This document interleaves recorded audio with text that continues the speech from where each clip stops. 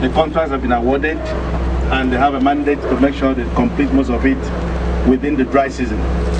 Right now, where we are, it accommodates all the trade lines: the ironmongery, the cement, the wood, that's the timber side, which is predominantly at the other side. In fact, behind this block here, you'll find the open structures which are just stanchions for the wood dealers, that is the timber. And if you walk down there by the left hand side, you will find the other ways, all other aspects of building material. So far now we have light here, we have water, but work is still going on. This is what we call the industrial market in Umuahia. The place where it used to be was more of a shanty and a dungeon. It was nothing to write home about. And when the administration took the decision to relocate them, this place was their choice. And you can see the access to it. There's another flank being developed. Apart from the way you came, there's another road there that will give it another access into the main town. Of the press, by the time we get up to the point where you have the containers, you'll be able to take your questions about this environment. Like I said, women's societies, ABIA soon, Umuahia.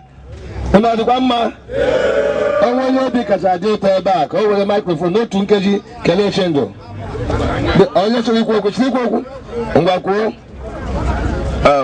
Umuahia, now welcome. Okay. Welcome. We are very, very happy for your coming here today. This is our market, and we are very, very happy for this market. We are trying to give us. And if you see this market, it's a very big market, it's a very large market, and we are enjoying the market because if you can see all this type of market in Africa, here is so big, even the place where we did before. Here is bigger than normal place where we did before, and we like it. So Chedo has done a very good thing to us. So we are saying, may the good God bless him in abundance in Jesus' name. Thank you very much. How is the market like? The market is very, very good, and since when we just enter here, this is moving well to us. As we are progressing, the market, people are coming here to buy something for us even more than before. So we are just like it. We thank him, praise God.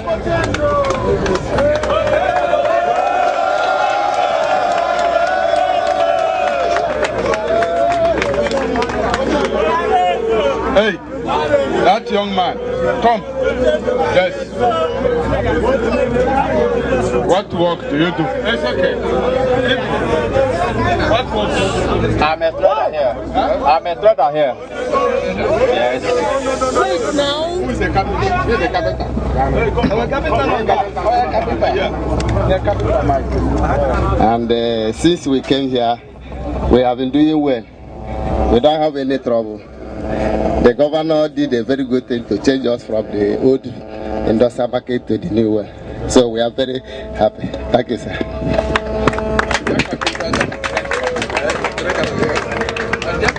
Yes, we have been training many apprentices here, sir. And since we came in, many apprentices have been enjoying here because there is a lot of accommodation here. Thank you, sir.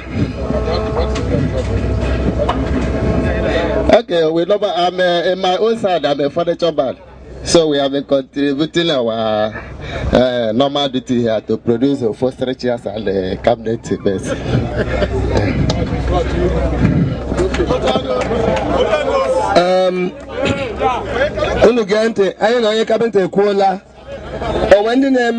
The beauty of this industrial market, Honorable Minister, is the fact that look at the level of employment that is provided here. Look at the level of commitment that has been shown by a government that cares for the people. In less than 12 months, people that used to swim inside the mud to be able to bring out their product from a very dilapidated market are now able to carry their goods directly to their shop, and their customers can come and pick the goods conveniently. This is legacy in action. This is the ABIA formula that we want the rest of Nigeria to copy. That a governor can be so much in love with his people that through prudence, very, very scarce resources are converted to something that can make this nation a great nation if this example is copied everywhere. Honorable Minister, I hope you'll be able to export this. Honorable Minister.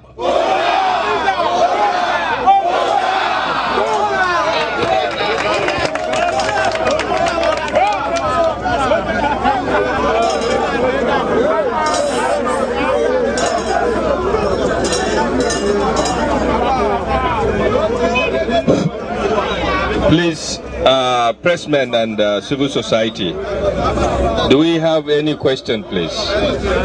Okay, your name and your medium or your organization. I'm Eva Resezi, the Southeast Bureau Chief of Hallmark Newspapers. Your Excellency, actually this is a very tremendous investment.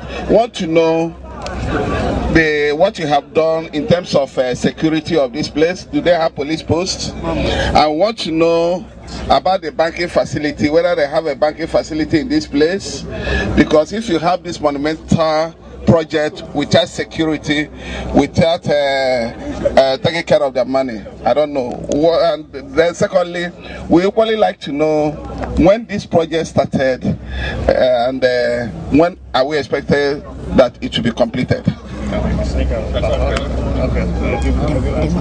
Okay. I'll just go straight. Dennis Emmanuel from Civil Society on the tour. I would like to know how, when you've completed this project, sir, what will be the mode of allocation? How much do you intend to give stalls out to people? How much do you intend to give spaces? Because no matter what you do, if the citizens of ABIA can't afford spaces or shops here, I think all the effort will turn to naught. So I want to know how much you will give out shops. Now watch, President. Come forward. Your Excellency, sir. Okay. Honestly, as a mother, as a woman, as a Nigerian, I'm happy to see properly and adequately taken care of. And I would want to know if the women, knowing fully well that the Igbo women are just like the men, very industrious, do they have their own section? Are they being marginalized, or do they share in all that we saw today and will continue to see in Abia State?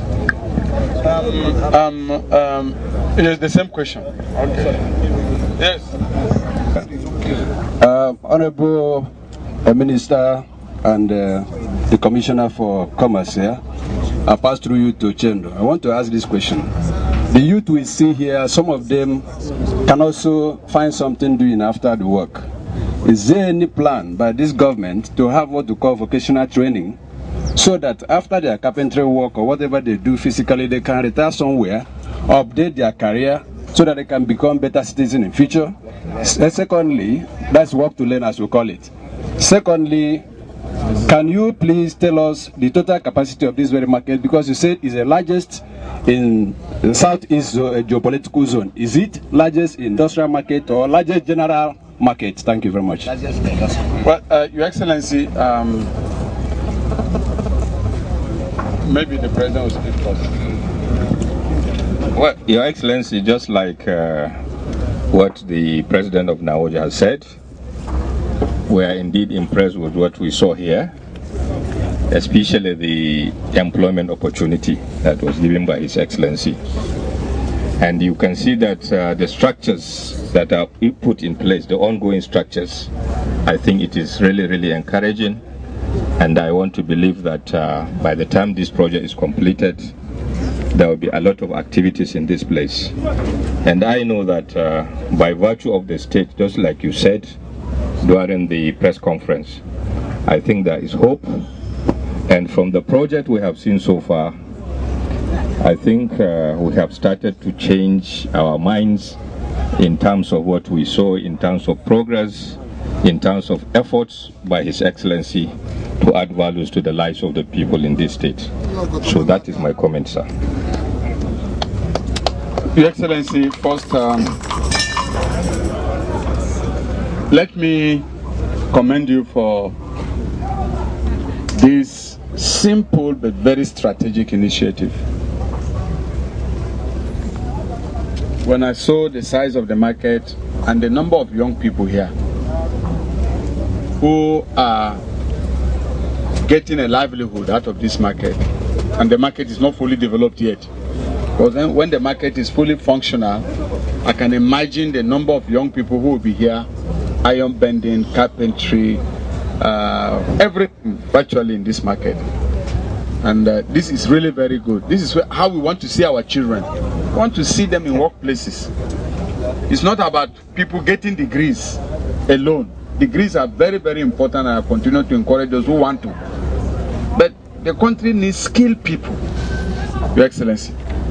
Yesterday at the Federal Executive Council, we were discussing the report of the collapsed building at Guarimpa. And we found that in this country today, skilled people are coming from Togo, coming from Ghana. Whereas our own children are just not up to the mark. So in a market like this, what is the plan to integrate skill acquisition to the market? Not that people will go to somewhere and come here. I expect some carpentry school or training center, some iron bending center, some plumbing center, you know, a skill acquisition center attached to the market, where people leave the center, come to the market and practice and go back to get the theory and return here. Because I think that combining skill acquisition to this market will be very strategic in developing the kind of skilled people that are now needed in the country. We have them, some not very good because we have not been training them well. So if you didn't have this, Your Excellency, I would suggest that you have a very good skill acquisition center here in the market, where people will train here and practice their trade here, and these people, because of the opportunities available in the market for them to go for practicals, you have already center for training of people in all the skills that you can imagine. The second thing is, a large market like this must have functional facilities, and that's the problem with our markets here in Africa. When you go abroad, you see functional places. I'll ask a simple question. How many toilets are in this market, for example? And I'm talking about, listen, talking about toilets that should be functional, with boreholes that make sure they have water system, because we need to have a number of toilets here. We also need a number of medical first aid centers, facilities, because in an industrial market, injuries can easily, you know, occur. So you need a center here, you know, good center for first aid and even medical treatment in this place. But toilets for me are the most important, because we don't want to come into this market and the environment is smelling because people don't have access to decent toilets. So we must create the environment that will make this market a very decent place for business. Like I said, private sector driven economy is what we need. Look at what has happened here. We're not talking about extraordinary structures. No. Functional market that is working, that people can come in, get facilities, get services, and drive the economy. If we have this, for example, maybe 2-3 per state in all the 36 states, you can just imagine the opportunity that will be open to young people. So I want to commend you for this market, and I'm really very happy. Thank you very much. Thank you, Honorable Minister. Let me start by providing answers to the first questions you fired. We have a clear layout for this market. It is not a makeshift market. It's well articulated and designed market. If I had come here with the original layout, you will find that we have spaces for banks, and some of the banks have been allocated these spaces down that way, and some of them are beginning to start their constructions.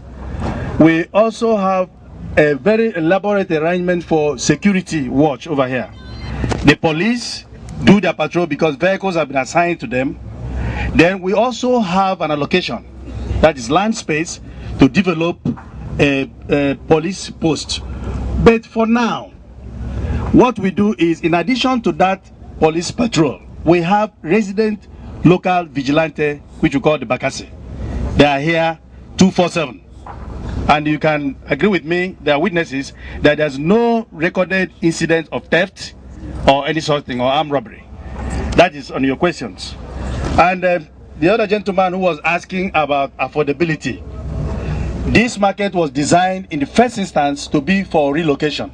That is to say, first preferences to those who occupied the previous shops in the place we are locating them from. And then the fallouts, the excesses were now reserved for those of their apprentices who will be settled later, and some other people who are Abians that live in Lagos and they want to have shops. And that is why we are never lacking of land space to even develop more land. And what we have done is to work out at a subsidized rate, government subsidizing it, and affordable, and then not asking people to pay all full amount at the time, asking them to make initial deposit and then get allocated, so long as you were a previous trader in the previous market. This is it. And we think that by that calculation, we are able to accommodate all the people and reasonably. Government doesn't have all the money, but government strives to make sure that it provides all what is required to make this place functional, as the Honourable Minister has mentioned.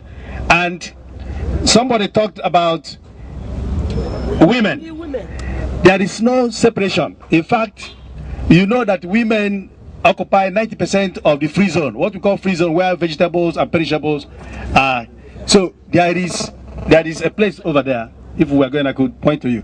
We are going to raise tensions very soon. But even at that, there is no discrimination. Women who own shops over there are also given the same shops this way. So 35% affirmative action is operational here, even much more than that. 50 in some cases. Thank you. And yes, sir. Okay, sir. Thank you very much, Honorable Minister. Thank you for your comments, all of you. Let me give a summary before we leave.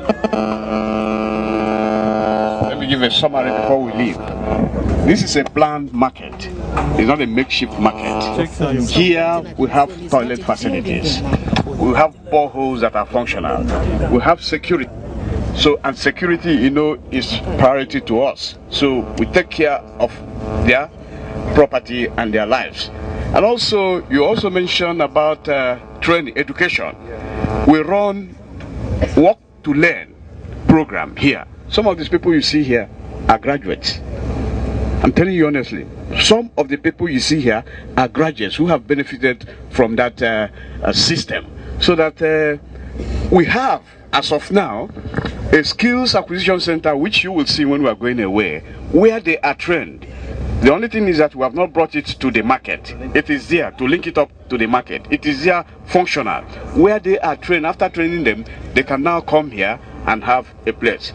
And this is not the only market. We have another market in Umuahia, industrial cluster, where we have relocated the mechanics and those people who trade on, yes, you'll see that tomorrow, allied products. They are there. And if you go there, you see youth like this, 10 times more than this. You know, we have not finished here. When we finish here, all of them will come over here. And in terms of plot allocation, we are very, very meticulous about it, giving preference to those who have shops first, before any other person, so that you can also have their confidence. So I think, Honorable Minister, I think that's it. If there's any other thing that